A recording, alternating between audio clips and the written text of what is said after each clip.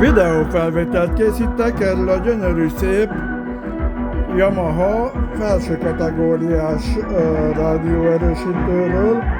A pontos típusa RX497. Egy olyan rendkívül csillapítási tényezővel, dumping faktorral rendelkezik, ami a 150-essel mértékkel teszi a csúcskategóriába az erősítőt. Tényleg egy annyira szép, rendkívül jó hangzású készülék, és rengeteg mindennel látták kapcsolatú a direkt hangzás, a pár direkt hangzás is.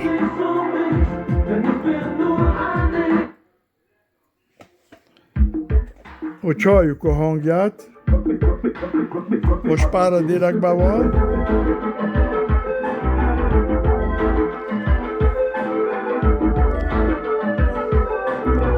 Nyilván a basszus hangnak a szerelmesei, azok valószínűleg így is fogják használni. Picit halkítok rá, mert szétdöngeti a hangfalamat.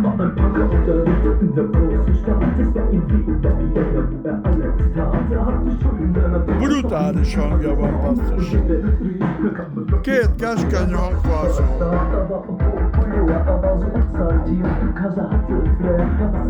Eszméletlen jó a hangja, és ez köszönhető a visszacsatolás elnyelésének, mert ennek az a lényege, hogy egy hangszóró, ahogy mozog, az áramot termel. És a visszalökő áramot el tudja 100%-ban nyerni az erősítő. Nagyon kevés olyan erősítőn van, amelyik ilyen hatalmas dumping faktorral rendelkezik, na meg ilyen hanggal. Összme jó hangja van.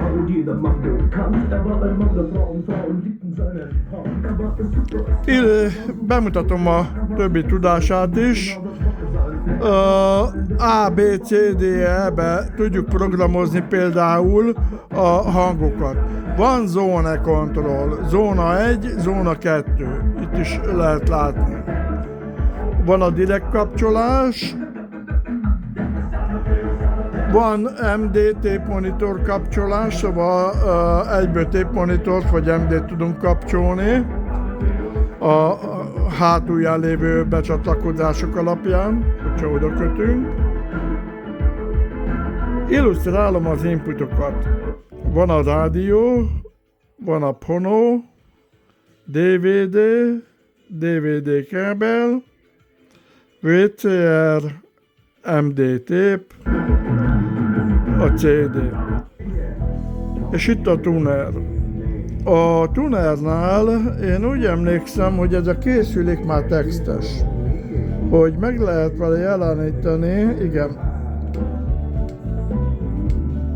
Ez a memory.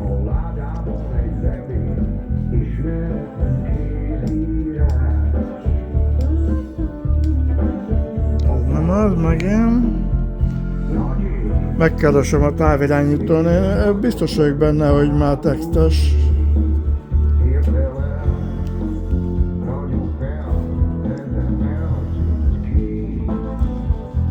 Tuner.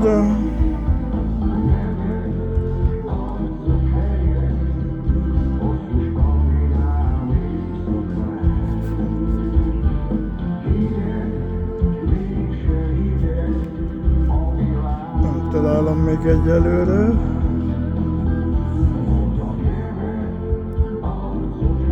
Nincs nálam a szemüvegem.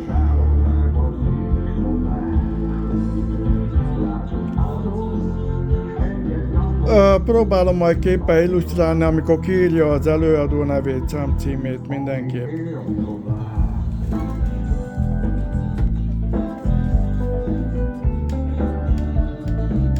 Ez nem az.